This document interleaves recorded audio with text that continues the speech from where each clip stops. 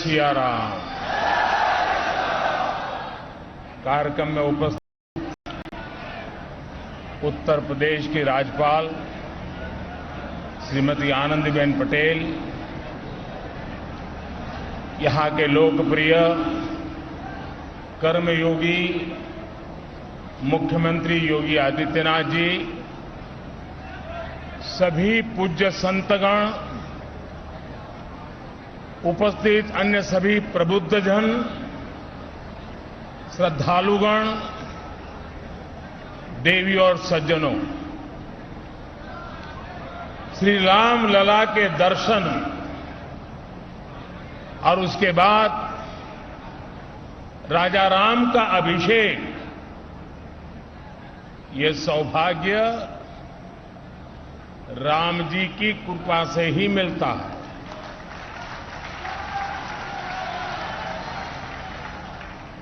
जब श्री राम का अभिषेक होता है तो हमारे भीतर भगवान राम के आदर्श और मूल्य और दृढ़ हो जाते हैं। राम के अभिषेक के साथ ही उनका दिखाया पथ और प्रदीप्त हो उठता है। अयोध्या की तो रज रज में, कण कण में उनका दर्शन समाहित है। आज अयोध्या की रामलीलाओं के माध्यम से, सरयू आरती के माध्यम से, दीपोत्सव के माध्यम से और रामायण पर शोध और अनुसंधान के माध्यम से ये दर्शन पूरे विश्व में प्रसारित हो रहा है। मुझे खुशी है कि अयोध्या के लोग, पूरे उत्तर प्रदेश और देश के लोग इस प्रवाह का हिस्सा बन रहे हैं। देश में जन कल्याण की धारा को गति दे रहे हैं। मैं इस अवसर पर आपको, देशवासियों को और विश्व भर में फैले हुए राम भक्तों को भी हार्दिक बधाई देता हूं। मैं प्रभु श्री राम की पावन जन्मभूमि से सभी देशवासियों को आज छोटी दीपावली के पर्व पर कल के दीपावली की भी हार्दिक शुभकामनाएं देता हूं। साथियों, इस बार दीपावली एक ऐसे समय में आई है जब हमने कुछ समय पहले ही आजादी के वर्ष पूरे किए हैं। हम आजादी का अमृत महोत्सव मना रहे हैं। आजादी के इस अमृत काल में भगवान राम जैसी संकल्प शक्ति देश को नई ऊंचाई पर ले जाएगी। भगवान राम ने अपने वचन में, अपने विचारों में, अपने शासन में, अपने प्रशासन में जिन मूल्यों को घड़ा, वो सबका साथ, सबका विकास की प्रेरणा है और सबका विश्वास, सबका प्रयास का आधार भी है। अगले 25 वर्षों में विकसित भारत की आकांक्षा लिए आगे बढ़ रहे हम हिंदुस्तानियों के लिए श्री राम के आदर्श उस प्रकाश स्तंभ की तरह हैं जो हमें कठिन से कठिन लक्ष्यों को हासिल करने का हौसला देंगे। साथियों, इस बार लाल किले से मैंने सभी देशवासियों से पंच प्राणों को आत्मसात करने का आह्वान किया। इन पंच प्राणों की ऊर्जा जिस एक तत्व से जुड़ी हुई है वो है भारत के नागरिकों का कर्तव्य। आज अयोध्या नगरी में दीपोत्सव के इस पावन अवसर पर हमें अपने इस संकल्प को दोहराना है, श्री राम से जितना सीख सके सीखना है। भगवान राम मर्यादा पुरुषोत्तम कहे जाते हैं। मर्यादा मान रखना भी सिखाती है और मान देना भी सिखाती है। और मर्यादा जिस बोध की आग्रही होती है वो बोध कर्तव्य ही है। हमारे धर्म ग्रंथों में कहा गया है, रामो विग्रहवान धर्मः, अर्थात राम साक्षात धर्म के यानी कर्तव्य के सजीव स्वरूप है। भगवान राम जब जिस भूमिका में रहे उन्होंने कर्तव्यों पर सबसे ज्यादा बल दिया। वो जब राजकुमार थे तो ऋषियों की, उनके आश्रमों और गुरुकुलों की सुरक्षा का कर्तव्य निभाया। राज्याभिषेक के समय श्री राम ने एक आज्ञाकारी बेटे का कर्तव्य निभाया। उन्होंने पिता और परिवार के वचनों को प्राथमिकता देते हुए राज्य के त्याग को, वन जाने को अपना कर्तव्य समझ करके स्वीकार किया। वो वन में होते हैं तो वनवासियों को गले लगाते हैं, आश्रमों में जाते हैं तो मां सबरी का आशीर्वाद लेते हैं। वो सबको साथ लेकर लंका पर विजय प्राप्त करते हैं और जब सिंहासन पर बैठते हैं तो वन के वही सब साथी राम के साथ खड़े होते हैं, क्योंकि राम किसी को पीछे नहीं छोड़ते। राम कर्तव्य भावना से मुख नहीं मोड़ते। इसलिए राम भारत की उस भावना के प्रतीक है जो मानती है कि हमारे अधिकार हमारे कर्तव्यों से स्वयं सिद्ध हो जाते हैं। इसलिए हमें कर्तव्यों के प्रति समर्पित होने की जरूरत है।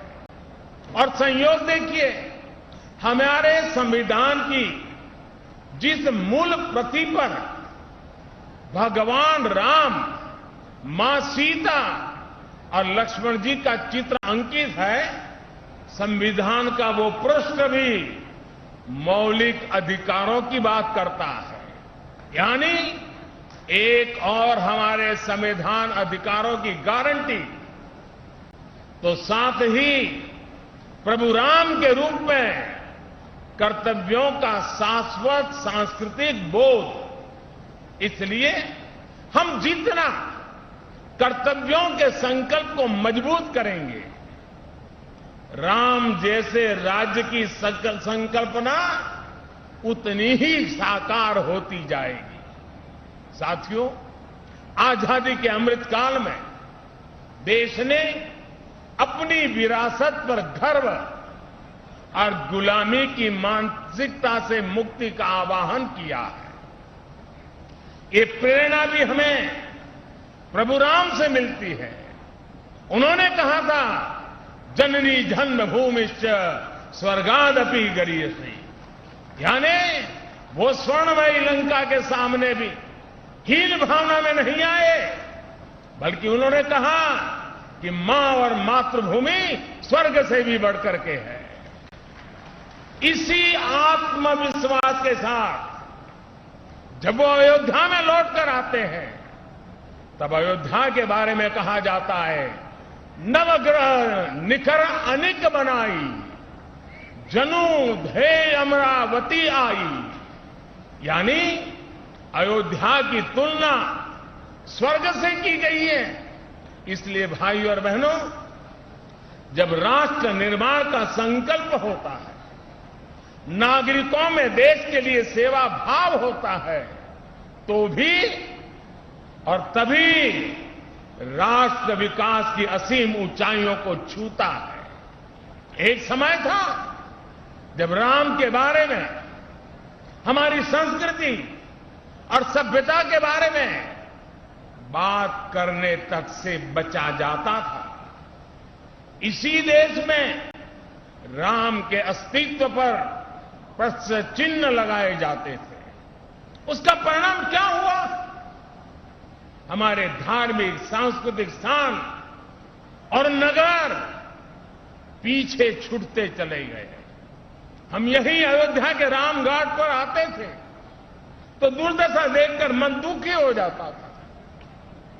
काशी की तंगहाली, वो गंदगी और वो गलियां परेशान कर देती थी। जिन स्थानों को हम अपनी पहचान का, अपने अस्तित्व का प्रतीक मानते थे, जब वही बदहाल थे तो देश के उत्थान का मनोबल अपने आप टूट जाता था।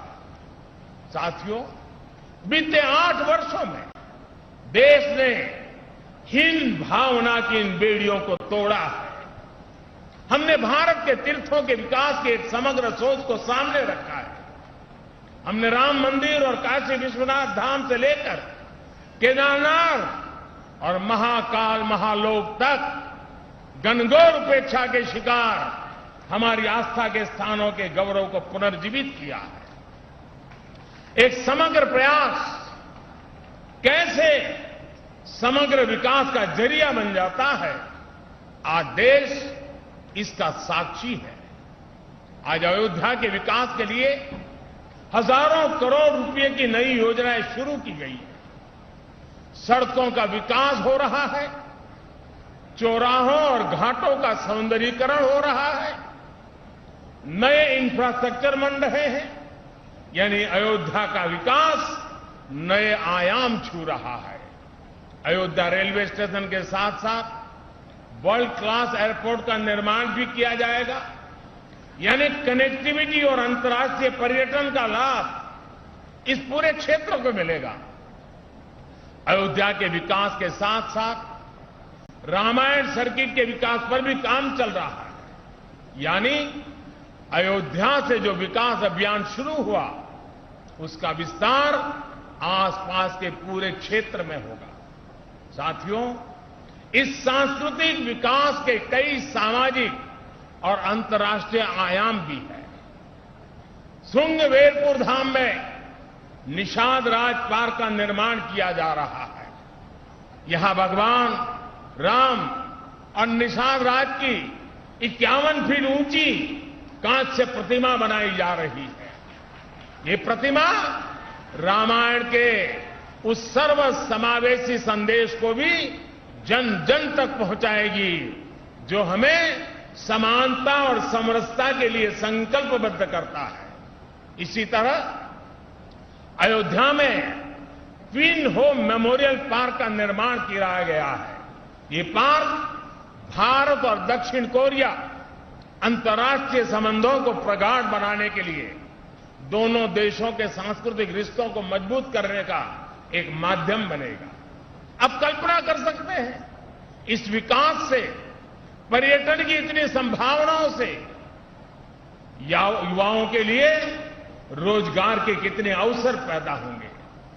सरकार ने जो रामायण एक्सप्रेस ट्रेन चलाई है, वो स्पिरिचुअल टूरिज्म की दिशा में एक बेहतरीन शुरुआत है।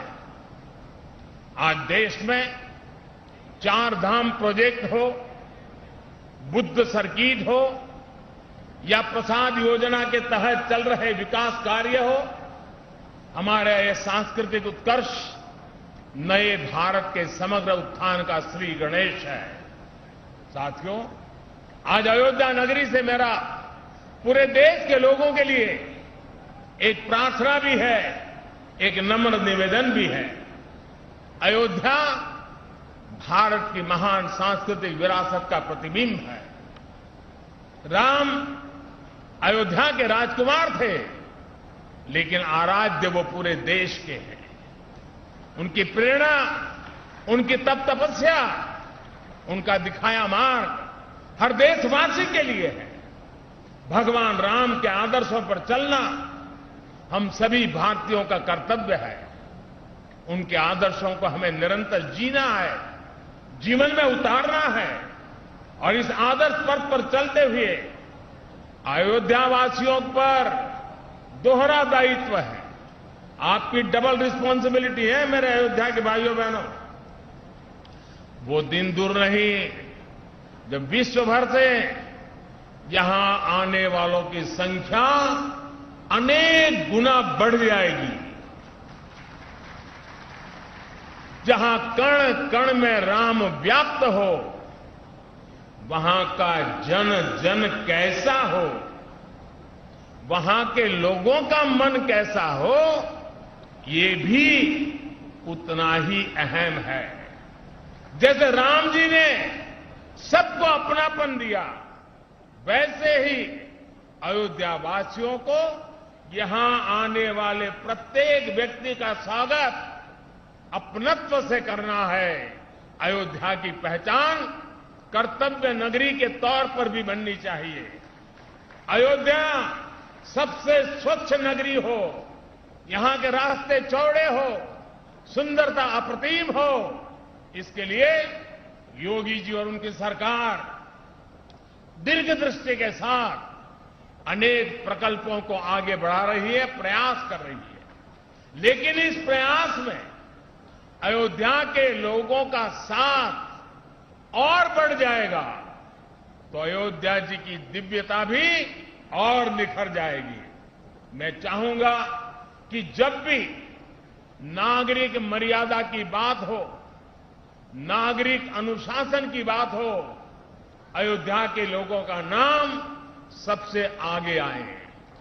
मैं अयोध्या की पुण्य भूमि पर प्रभु श्री राम से यही कामना करता हूं कि देश के जन जन की कर्तव्य शक्ति से भारत का सामर्थ्य शिखर तक पहुंचे। नए भारत का हमारा स्वप्न मानवता के कल्याण का माध्यम बने। इसी कामना के साथ मैं अपनी बात समाप्त करता हूं। एक बार फिर सभी देशवासियों को दीपावली की बहुत बहुत बधाई देता हूं। आप सभी को बहुत बहुत धन्यवाद। बोलो सियावर रामचंद्र की, सियावर रामचंद्र की, सियावर रामचंद्र की। धन्यवाद जी।